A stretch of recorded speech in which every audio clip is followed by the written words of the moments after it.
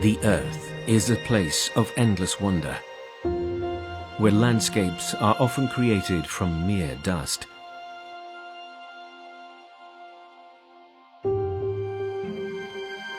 The Loess Plateau is such a place.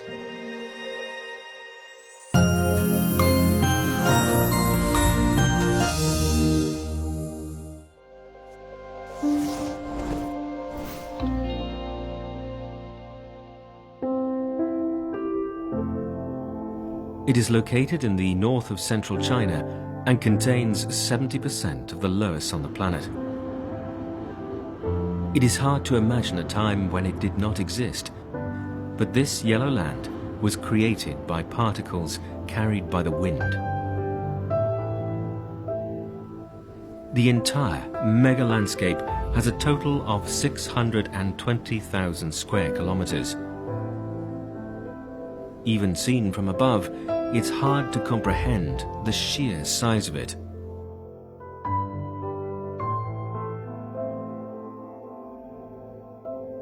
The Loess dune is dozens of meters high and 300 meters at its thickest.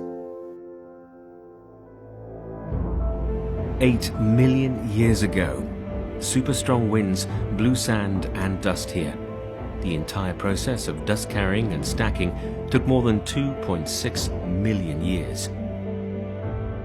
Scientists can tell the wind direction by the thickness of the Loess.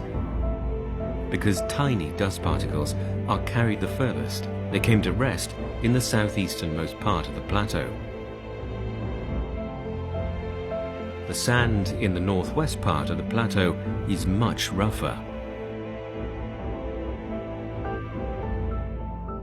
Where the river crossed, an alluvial plain was deposited.